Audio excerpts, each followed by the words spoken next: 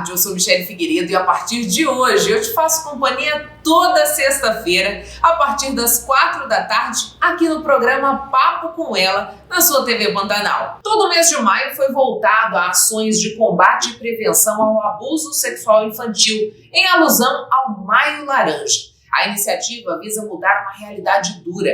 Dados do Anuário Brasileiro de Segurança Pública de 2023 mostram que o Brasil registrou o maior número de casos de estupro de vulnerável na história do país, totalizando 74.930 vítimas. O desafio ainda é estabelecer uma cultura de proteção integral para combater os casos de exploração e abuso registrados. E para saber das medidas efetivas que são tomadas no nosso estado, é que recebo a delegada Janira Laranjeira, que é coordenadora de enfrentamento à violência contra a mulher e vulneráveis da Polícia Judiciária Civil. Doutora Janira, muito obrigada por aceitar o nosso convite para que a gente pudesse falar mais das ações que Mato Grosso vem desempenhando no que diz respeito ao combate à exploração e abuso sexual infanto-juvenil.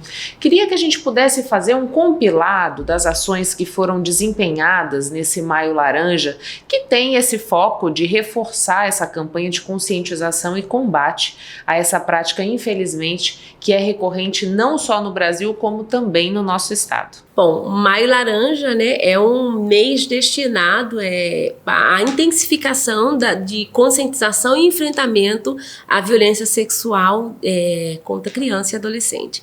Então, tudo se deu, né, a gente sabe, lá no início, por que se instituiu o dia 18 de maio? Em razão da morte daquela garota de 8 anos em Vitória do Espírito Santo, e que foi sequestrada, estuprada e assassinada, né? Então a gente sabe que o silêncio e a prática foi praticados por abusadores da classe social melhor do que a dela, e que esse fato até hoje ficou impune.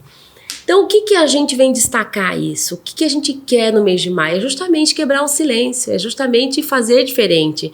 Então, também, muito recente, em 2017, criou-se aí a Lei de Sistema de Garantias de Proteção da Criança, Garantias de Direito da Criança e Adolescente, estabelecendo ali uma forma de acolhimento, de escuta especializada e depoimento especial. Aí chama-se a reflexão no mês de maio justamente isso, nós do Sistema de Garantias, nós do Sistema de Segurança Pública. Será que nós estamos efetivamente cumprindo a determinação legal? Será que efetivamente, após a denúncia que nós tanto incentivamos durante a campanha Faça Bonito, será que a gente está dando prosseguimento eficaz às denúncias? Será que nós estamos trabalhando a colheita das provas, dos elementos de informações a contento para uma responsabilização? Então, esse mês de maio é justamente para essa finalidade, para a gente refletir, e inclusive a campanha Faça Bonito, porque são duas campanhas, vou explicar. A campanha Faça Bonito é uma campanha nacional de enfrentamento que vem aí mobilizar todas as instituições da rede de enfrentamento. Educação, saúde, assistência social, segurança pública, comunicação. Então, é a sociedade trabalho em geral, né? Um trabalho integrado. E a Operação Caminhos Seguros é uma operação policial das Forças de Segurança, instituída pelo Ministério da Justiça, em que os estados, e o estado de Mato Grosso aderiu, os estados aderem a essa operação e intensifica tanto a prevenção, né, palestras, roda de conversa, conscientização, podcasts e entrevistas, quanto à repressão, cumprimento de mandado de prisão, intensificar na colheita de elementos de informação, em conclusão de inquéritos, cumprimento de busca e apreensão. Então, então, em maio, tem essa atuação do Ministério da Justiça e a atuação da campanha nacional, que é a Faça Bonito. O que é importante? O que Mato Grosso trouxe, o que Mato Grosso está fazendo? Mato Grosso está trabalhando justamente de forma integrada com as forças de segurança, juntamente com a educação, com a assistência, com a saúde. Então, nós estamos promovendo ações de prevenção, né, em que a gente conversa e faz formação com a educação, como dia 2 a gente teve com a Secretaria de Educação, fizemos uma live que ficou gravada com toda a comunidade escolar do estado de Mato Grosso. Em outros municípios, como Confresa, a gente já conversou em Barra do Bugres, a gente fez uma formação para todos os profissionais da rede municipal e estadual de educação, saúde familiar, aqueles agentes de saúde que visitam ACS, né? Isso, e a assistência social. Por que isso? Por que, Janira, que a gente tem que falar sobre isso? Porque existe uma lei que estabeleceu o sistema de garantias de direitos e lá estabeleceu uma ferramenta que é a escuta especializada e que, desde 2017, quando foi estabelecida essa legislação, criou-se aquele conceito de que essa ferramenta é para a segurança pública, é para a polícia civil, quando na verdade a escuta especializada ela não tem o viés de colher prova, mas ela tem o viés de proteção. Então é aquele momento em que o profissional tem o primeiro contato do relato voluntário do menor e é aquele momento que deve ser construído e que deve ser preenchido essa ferramenta legal escuta especializada e que nós, os profissionais da rede ainda não estão entendem que pese a lei já ter sido criada há mais de quase 10 anos, né, 2027 vai fazer 10 anos, a gente ainda não tem a qualificação adequada dos nossos profissionais para acolher essa criança, para preencher, para utilizar essa ferramenta que é a escuta especializada, que é um formulário que a lei não trouxe o modelo desse formulário, mas é uma construção que a rede faz, né? Hoje a Polícia Civil tem, a rede protege no estado de Mato Grosso, instituída pelo governo do estado, né? Pelas entidades que compõem a rede de enfrentamento, estabeleceu um modelo de escuta especializada, que é a ferramenta que vai chegar, que vai se comunicar, o instrumento que vai fazer a comunicação da rede. Então, veja, eu recebo uma denúncia ou então eu escuto um relato voluntário na escola de uma criança que relata estar sendo abusada sexualmente. Aquela ferramenta tem que ser preenchida e o profissional da escola pode fazer. Aquele instrumento é que tem que rodar e ir para lá para assistência social, porque ela vai ter que ter um encaminhamento, que tem que ir lá para a delegacia de polícia, porque o delegado vai ter que instruir o inquérito.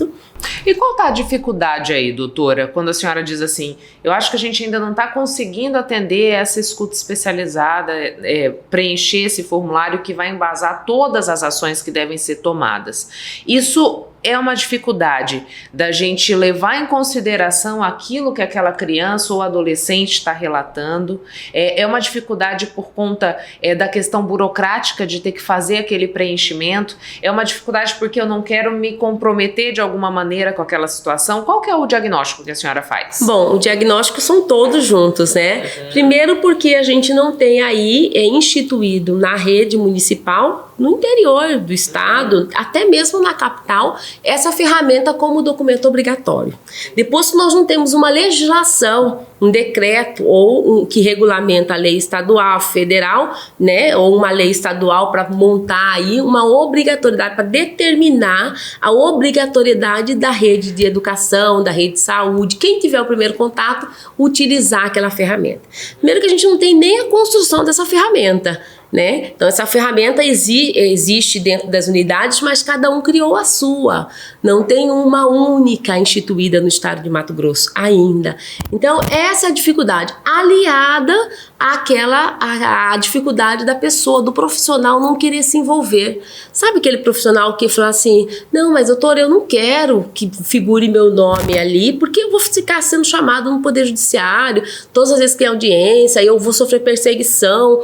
E aí que vem a orientação, que hoje a gente conversa muito nas redes, né? E na formação. Esse documento, ele não precisa ser assinado por um documento, por uma pessoa, pelo profissional. Ele tem que vir da instituição escola estadual ou da instituição escola municipal, entendeu? Onde a criança acessa a serviços, né? A informação é da instituição, não do profissional em si. Profissional. Então, mas esse documento tem que ser bem elaborado. Ele precisa ter os elementos de informações suficientes para a identificação do agressor, para data, horário, proximidade pelo menos, né? Local do fato. Por quê? Porque isso tudo demanda reflete lá na investigação. Porque a competência do juízo para investigar vai ser para quem eu vou mandar, qual judiciário que eu vou mandar essa informação para responsabilizar, abrir uma ação penal. É o local do fato. Então, tudo tem uma ligação. É uma atuação intersetorial.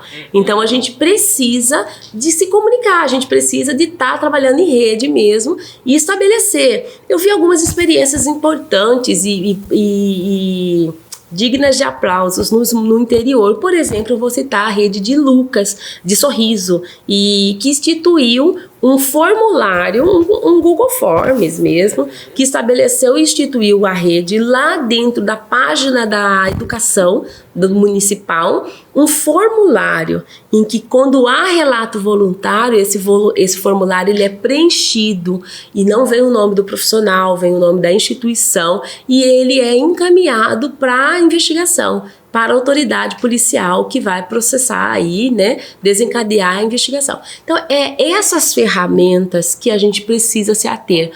O que vem trazendo essa campanha Faça Bonito? Ela trabalha com 3 eixos, que é muito importante a gente. E esse ano, o eixo principal, que é o foco da campanha, é a qualificação do servidor, que é a pauta técnica.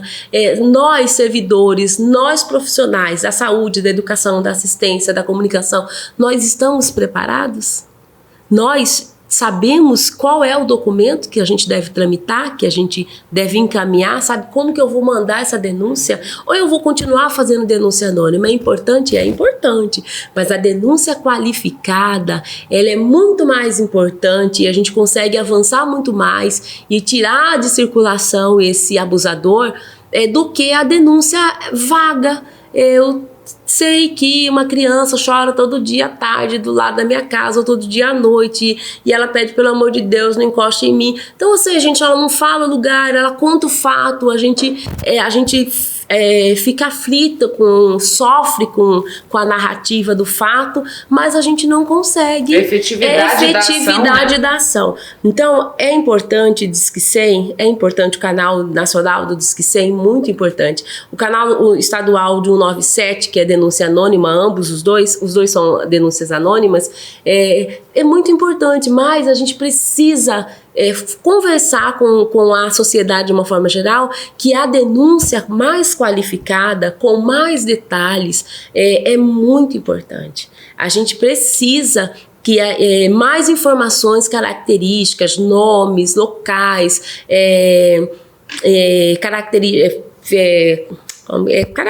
cicatriz, tatuagem, emprego, onde ele trabalha, onde ele frequenta, né, onde a escola, onde a criança estuda. Quanto mais informação eu tiver, seria, a gente consegue, né? Doutora, a gente teve dados do Anuário da Justiça mostrando que o Brasil em 2023 registrou um número recorde do que diz respeito a estupro de vulneráveis. E a senhora me falava, antes da gente começar a entrevista, que Mato Grosso figura em 4º lugar nesse ranking nacional em registros de estupro de vulneráveis. Qual é a somatória, assim, digamos, de fatores que contribui para que o nosso estado esteja nessa colocação? É a questão da amplitude do estado? É uma questão cultural? O que a senhora considera que favorece esse cenário negativo? Bom, além da questão cultural, de que as pessoas ainda, os homens de uma forma geral, porque os principais abusadores são homens, né, são do gênero masculino, ainda tem a cultura de fazer pesquisa de pornografia novinha, de armazenar pornografia infanto-juvenil no celular, de replicar imagens de criança e adolescente em grupos de WhatsApp, além da cultura machista e que objetifica a menina, o corpo, né, feminino, também a falta de estrutura.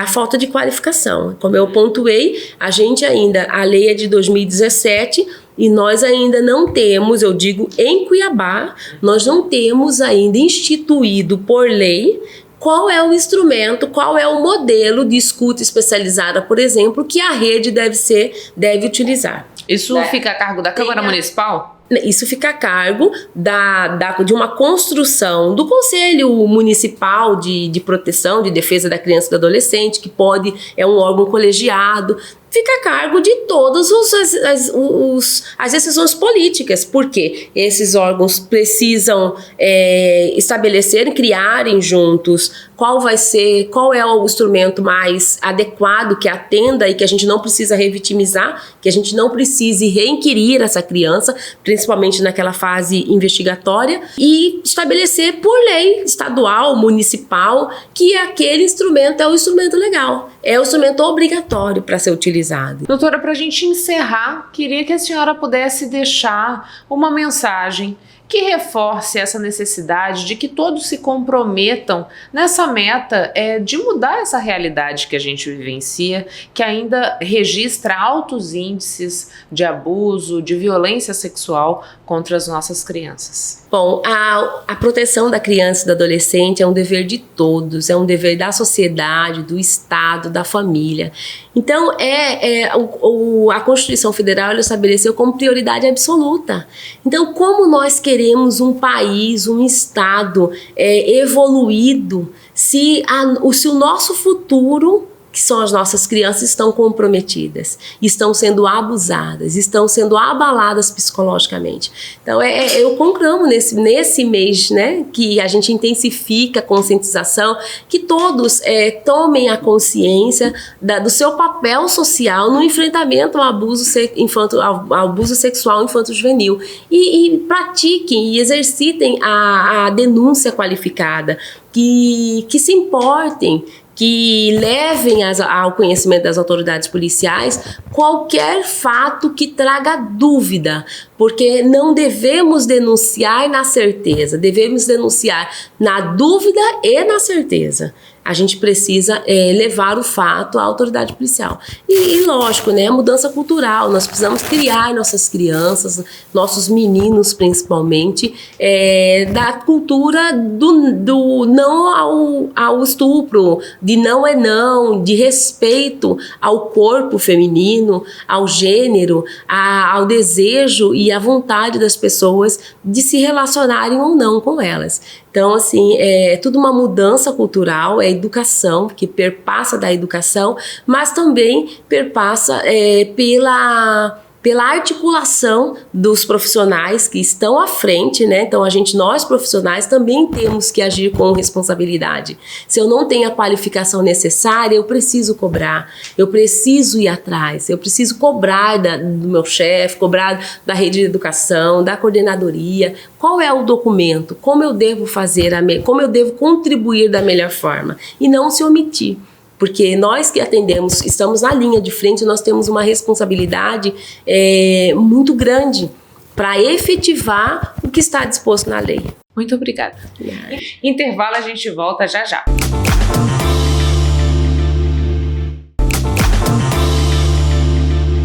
Você sabia que cada pessoa tem uma maneira de demonstrar amor e se sentir amada? É isso que defende a teoria das 5 linguagens do amor. Estar atento e observar com cuidado a maneira como você e seu parceiro ou parceira se comportam pode potencializar o sucesso da relação. E para explicar cada uma dessas linguagens do amor é que converso agora com a psicóloga, especialista em relacionamentos, mentora de mulheres e casais, Catiúcia Paraguai. Catiúcia, muito obrigada por aceitar o nosso convite para que a gente pudesse trazer mais informações do que são essas 5 linguagens do amor. Aproveitar que a gente está nesse mês de junho, mês que a gente comemora o Dia dos Namorados. Começa falando para a gente, primeiramente, quais são essas 5 formas e quem que diz que essas formas são as 5 linguagens do amor? Então, essa é uma teoria que foi desenvolvida pelo Gary Chapman. Ele é um conselheiro amoroso que orientou por mais de 30 anos casais. E ele identificou que cada um vinha com uma reclamação diferente, né? O parceiro fazia tudo por exemplo, da sua mulher e ela se sentia ali desvalorizada, nunca era suficiente. Então, ele entendeu que nós temos 5 formas, né, de receber e expressar o amor. Então, ele identificou que são palavras de afirmação, tempo de qualidade, atos de serviços, presente e toque físico. Então, essas são as 5 linguagens universais. Só que a diferença é que cada um vai ter, né, uma forma mais prioritária de se sentir amado. É possível que eu seja adepto de mais de uma forma, Catiúcia, ou sempre vai prevalecer uma dessas maneiras de me expressar e de me sentir amada? Sim, podemos sim ser bilíngues, né? Como ele mesmo fala, de falarmos 2 linguagens do amor. E como que a gente identifica isso? Às vezes você faz o teste ali e dá a mesma pontuação. Porém, eu sempre falo para os meus clientes, nós temos as 5 formas, né, de necessidade de nos sentirmos amados. Mas a primária e a secundária, elas precisam ser priorizadas. Então, a secundária ali, se a pontuação estiver muito próxima, sente falta que você expresse o amor, a segunda também tem um grau de importância também muito grande. Quando eu estou num descompasso, que eu não consigo expressar o meu amor da forma como esse parceiro ou parceira entende essa linguagem, né? O que acontece dentro desse relacionamento? Muitos conflitos. Eu recebo, assim, né, diariamente no meu consultório, pessoas que já estão cansadas, insatisfeitas, com muito conflito. E por quê? Cada um tem uma forma de expressar, né? Não existe o certo e o errado, mas cada um, dentro da sua história de vida, se sentiu amado dessa forma. Então, por exemplo, eu sempre cito um exemplo que o homem, por exemplo, tem como linguagem do amor palavras de afirmação e a mulher tempo de qualidade. Então, o homem, o que ele tende a fazer? A expressar o amor para ela de acordo com a necessidade dele. Então, ele sempre está falando que ela está bonita, palavras de encorajamento, né, de apoio, manda, né, mensagem no WhatsApp, eu te amo, tô com saudade. Mas ela não está preocupada com aquela, ela está querendo saber que hora que ele vai chegar para eles passarem o tempo juntos, né? Então, ela fala, nossa, eu faço tudo, eu falo, mas ela nunca está satisfeita, porque a linguagem dela é tempo de qualidade. E o que seria o tempo de qualidade, né? O que configura esse tipo de linguagem de amor? Eu estar completamente focado na pessoa naquele período que eu tô com ela? Como é que funciona isso? Exatamente isso. É o foco total, né? Aquele tempo direcionado ao outro, sem distrações. Então, se você quer ver uma pessoa se sentir completamente desvalorizada quando ela tem essa linguagem, ela está falando com você, você está mexendo no celular, vendo TV, fazendo outras coisas e não direcionando esse tempo para ela. Então, é aquele tempo realmente focado para fazer algo juntos.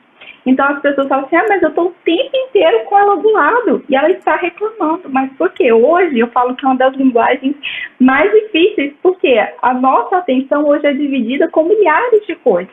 Então, as pessoas hoje têm dificuldade de desconectar do celular e passar ali um tempo realmente junto, né? Direcionado com a atenção para o outro. Você falou pra gente das palavras de afirmação, Catiúcia. Essas palavras de afirmação seriam destacar, por exemplo, qualidades daquela pessoa através da verbalização? Fala um pouco mais desse tipo de linguagem pra gente. A palavra de afirmação é justamente isso, é palavra de elogios, de encorajamento. Eu falo assim porque normalmente quando a pessoa ela não tem essa linguagem como primária ou secundária, ela pode ter dificuldade de falar palavras positivas se ela não teve isso ao longo da história de vida dela. Então eu sempre oriento meus clientes, você vai pegar um papel e vai escrever ali quais que são os objetivos do seu parceiro, quais que são as qualidades dela ou dele. E você vai descrever frases baseadas nessas qualidades e nesses objetivos para encorajar e elogiar.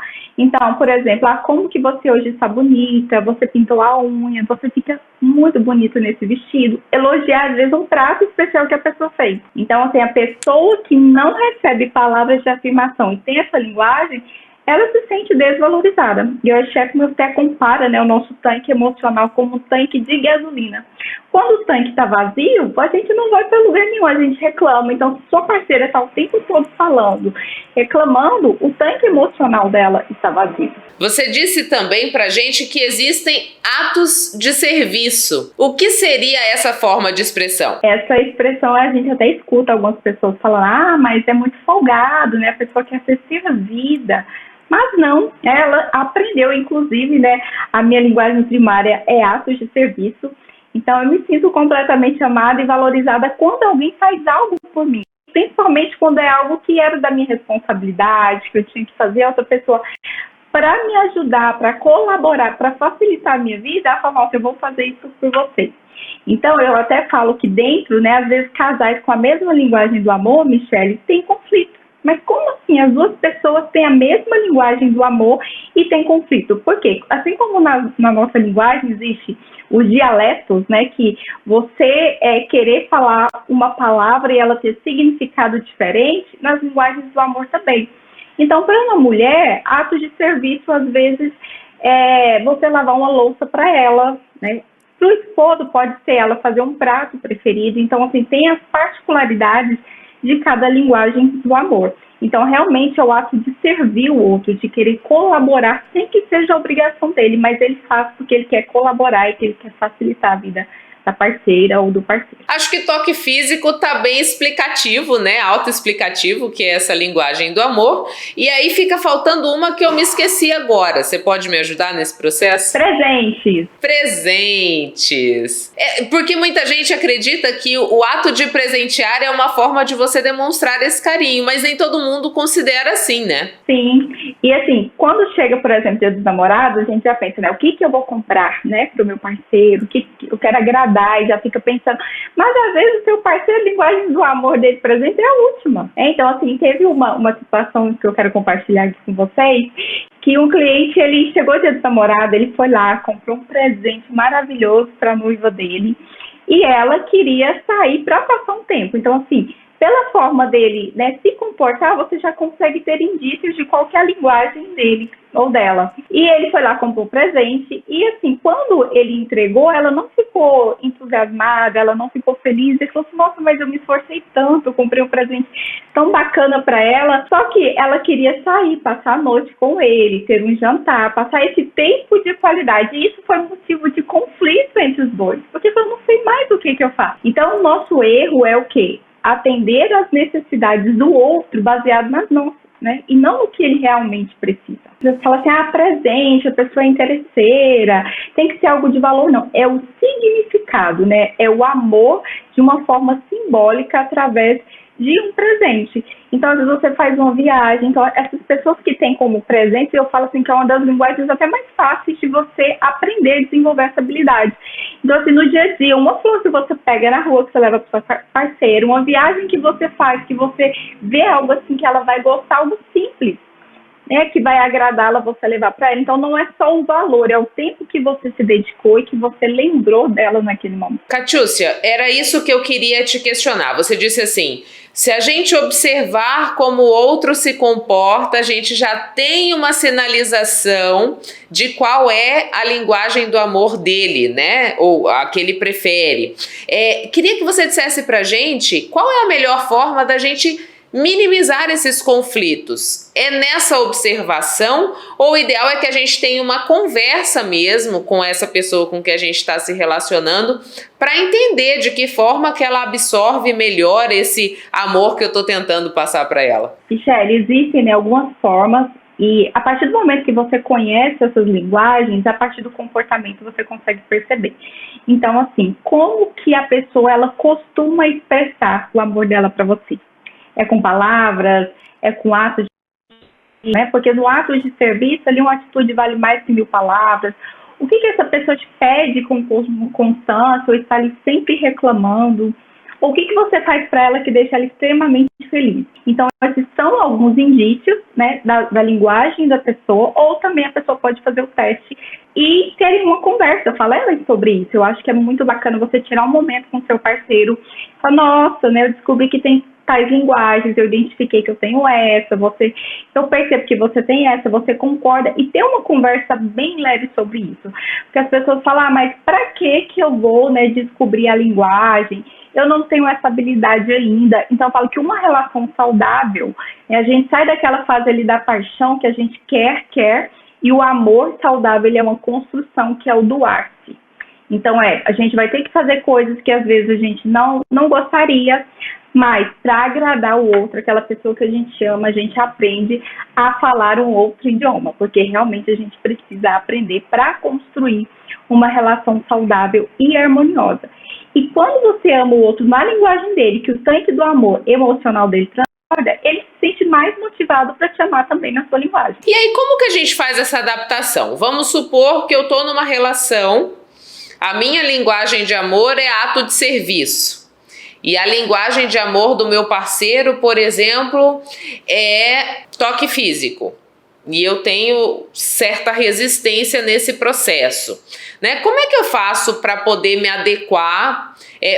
Claro, isso com vistas a fazer com que essa relação tenha mais êxito, né? Que eu reduza os conflitos e tudo mais. Então, até que ponto também, Catiúcia, eu consigo perceber a disponibilidade da pessoa para essa relação a partir do momento que eu tenho conhecimento dessas 5 linguagens, que eu consigo verificar de que forma o meu parceiro se sente mais valorizado e eu não faço um esforço para me adequar a isso também, né? Isso, e assim, é um período, Michele, que a gente precisa entender de mudança de comportamento. Eu não vou, por exemplo, hoje eu faço isso com o meu parceiro e amanhã ele já está se sentindo super amado, ele já vai começar a me amar na minha linguagem. Não, é uma mudança, é uma construção, né? O amor é uma construção e é uma escolha todos os dias. Então, às vezes a mulher chega e fala assim, olha, Catiúcia, eu estou fazendo de tudo, mas ele não quer aprender a linguagem. Às vezes ele não tem conhecimento. Primeiro, por isso que é importante a gente ter uma conversa sobre esse assunto, para o outro naquela linguagem dele, igual, por exemplo, toque físico. Às vezes tem pessoas que têm dificuldade com toque, né? Então você começa pegando na mão, um dia você dá um abraça essa pessoa na frente, né, de amigos, familiares, que o tanque aí vai transbordar. Então, a partir do momento que a pessoa se vê que você está se doando, que você está se esforçando, se a pessoa realmente estiver disposta, se ela realmente te amar, ela vai retribuir. Existem pessoas que não aderem, pessoas que não querem? Não. Aí cabe a pessoa avaliar se vale o investimento ainda nessa relação, se compensa você continuar se doando e não ter essa reciprocidade, né? Essa reciprocidade. Porque um relacionamento, ele é uma via de mão dupla. Cada um tem que fazer a sua parte para construir um relacionamento saudável. Catiúcia, muito obrigada pelas informações aqui no Papo. Eu agradeço, espero ter contribuído. E se você, né, tiver oportunidade, leia o livro, que vai ajudar muito, que é um assunto rápido, mas no livro você consegue se aprofundar, conhecer melhor, e eu tenho certeza que isso vai mudar os relacionamentos. Você sabe que estamos nos aproximando da época em que as queimadas aumentam, não é mesmo?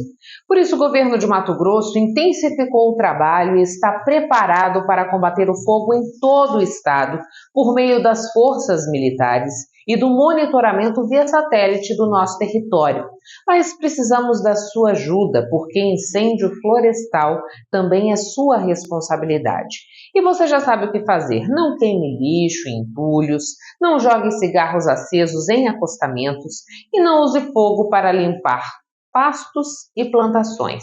E só para lembrar, o período proibitivo do uso do fogo mudou. É isso mesmo.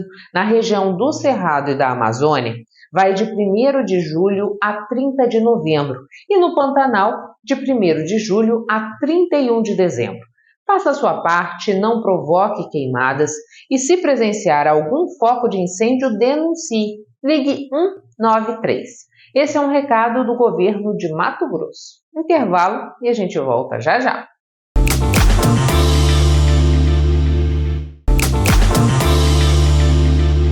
Sabe todo esse conteúdo que a gente produz aqui no Papo com Ela? Então, ele fica disponível também no YouTube para você ver e rever sempre que quiser. Para isso, eu vou te fazer um convite, faça parte do nosso canal. Se você ainda não está inscrito ou inscrito, então fica o meu pedido. Inscreva-se, porque assim você não perde nenhum assunto do Papo. Quem já passou pela gestação sabe que um dos desafios desse período é a dor na coluna, que se acentua principalmente na região lombar. Para aliviar esse desconforto, o Papo Saúde foi buscar dicas com um especialista.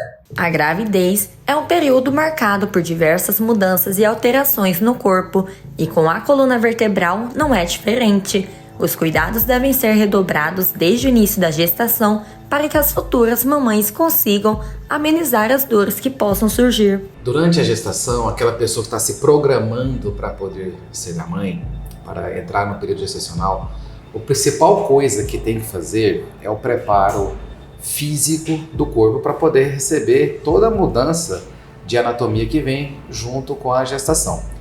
Quando o abdômen, o útero começa a ganhar mais volume, ficar mais pesado, isso força bastante a coluna e faz com que essa lordose que a gente tem aqui, que ela fique mais acentuada. Além de acentuar a lordose, aumenta muito a cifose. E essas duas alterações que são de equilíbrio de postura, essas alterações provocam dores mais frequentemente de origem muscular. Isso acontece desde o início da gestação e ela vai aumentando conforme o útero vai aumentando de peso. Então lá na 30ª semana é onde fica um pouco pior as coisas, né? Pode ficar desde que a pessoa não se prepare. Para evitar ou amenizar essas dores, é necessário realizar alongamentos, fortalecimento muscular e atividades físicas. A principal prevenção, o cuidado que a gestante tem que ter é fazer bastante alongamentos, principalmente, gente, dessa parte posterior das coxas, a parte posterior das pernas e alongar bastante os glúteos. Então toda essa região das pernas aqui atrás, ela deve ser alongada. Além do alongamento das pernas, que é muito importante, e é muito importante mesmo. Por que é importante? Os músculos das pernas, eles são responsáveis pela posição da nossa bacia. Quanto mais alongado nós temos os membros inferiores, melhor é a posição da pelvis. E todos nós sabemos que durante a gravidez, a gestação, o bebê vai descendo, ele vai encaixando aqui na pelvis, para poder chegar no momento do parto. O parto pélvico, o parto normal, ele é feito através desta área aqui, Então a bacia tem uma área por onde o bebê vai passar durante o parto. Na reta final da gestação, as posições para dormir tornam-se mais desconfortáveis e o incômodo é mais frequente. O uso de medicamentos para aliviar as dores não é o mais indicado, mas algumas maneiras simples podem auxiliar no alívio das dores. O que não pode, que a mulher tem que evitar, é a mesma coisa que você e eu, que todos nós devemos evitar no nosso dia a dia. Todo dia, quando alguém for abaixar para pegar alguma coisa pesada ou leve que tiver no chão, o ideal é que a gente abaixe de cócoras. Então, se a mulher gestante já está com o útero aumentado, está com a lordose aumentada e ela força para dobrar o corpo para frente para pegar coisas no chão, isso provoca dor. Então, no trabalho, em casa, em qualquer ambiente, tem que ter esse cuidado.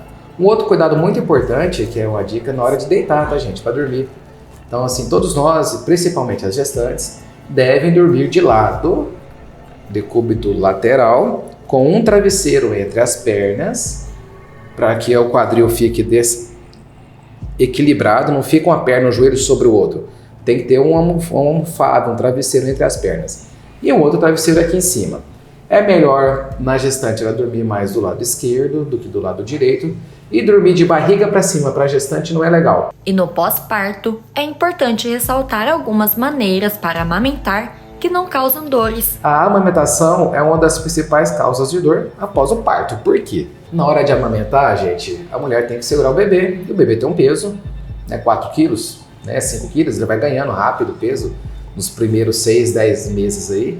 E quanto mais tempo você segurar um peso, que seja o filho, nessa posição aqui, esse músculo, ele vai queimar, ele vai arder, ele vai ficar com peso. Então a gestante pós o parto, ela muda um pouco a dor, que antes do parto era mais na lombar, e ela passa a ser uma dor mais em cima. Para não ter essa dor aqui, gente, na hora de amamentar, mulheres, dê preferência para pôr o bebê numa poltrona mais adequada, que você consiga encostar as costas, que você consiga ter um apoio para as pernas e pôr uma almofada sobre o colo e o bebê com o peso dele em cima do colo. Evitar o bebê o tempo todo no braço. Através da cultura hip hop, o projeto Gênesis Rap nas escolas visa esclarecer adolescentes sobre o perigo das drogas. A iniciativa é tocada desde 2013 por Jorjão Oliveira. O projeto social e educativo Gênesis Rap nas escolas passa uma visão de vida e realidade das ruas para dentro da sala de aula. Sem romantizar, o projeto fala sobre a criminalidade e o perigo das drogas para os alunos das séries finais e do ensino médio. O projeto teve a iniciativa, ele foi fundado com a intenção de ajudar pessoas que se encontravam viciados e dependentes químicos. E em 2015, nós passamos a trabalhar com prevenção às drogas, trabalhar com didática educativa de prevenção dentro da escola, no chão da escola. Eu particularmente acredito que a cultura, o esporte, a educação, eles podem transformar toda uma sociedade. Então a gente passou a trabalhar com prevenção às drogas, ensinando as pessoas sobre o perigo das drogas, e hoje nós contamos também com um apoio. Nós chamamos a palestra de Palestra Show, porque envolvemos o hip hop como um instrumento para alcançar o aluno. Eu canto rap há mais de 20 anos, então eu uso a minha música, o talento que Deus me deu hoje para alcançar esses jovens, para falar com eles, e a palestra desenvolve dessa forma. Acompanhado do carisma, o estilo musical abordado desperta a atenção dos alunos do começo ao fim das palestras para conscientizá-los em dizer não ao consumo de drogas lícitas e ilícitas. Quando a gente começa a falar com os alunos, a abordagem ela é uma abordagem lúdica, ela é interativa, é interdisciplinar e conforme a faixa etária dos alunos, ou seja, nós conseguimos falar de um problema tão delicado, tão engessado, porque dificilmente você conversa sobre drogas com as pessoas, uma conversa aberta. E a gente leva de uma forma leve, de uma forma tranquila, usando o hip hop e falando a linguagem das ruas. A linguagem das ruas invade a escola e os alunos eles ficam atônitos, eles querem ouvir, eles querem mais, a gente recebe feedback deles nas redes sociais, vem de novo, vem de novo, vem de novo. Mas não dá, calma que tem outras escolas pra gente ir. Então, a linguagem é bem assertiva, a gente consegue falar de uma forma que eles compreendam, entendam e ensinamos eles sobre o perigo das drogas. O projeto vem conscientizando milhares de jovens estudantes ao longo de uma década, com o intuito de orientar e contribuir para a melhoria do futuro dos jovens. O projeto recebe diversos feedbacks positivos. Uma pesquisa via Google, aquele questionário do Google Forms, né? De todas as escolas que a gente frequentou, havia um índice de drogadição dentro da escola de 64%. 64% das escolas havia um índice de cigarro, né, algum maconha ou algum outro tipo de droga, aquele vapor. Depois que passamos pela escola, houve uma melhora significativa de 96%. Deixaram de consumir drogas. As palestras nas escolas fornecem as informações necessárias para que os jovens mudem seu jeito de pensar e agir. Eu acho uma experiência no projeto muito boa. Começou de uma forma muito bacana também, que foi assistindo uma palestra. A primeira vez que eu assisti, eu achei ela muito legal, muito interativa.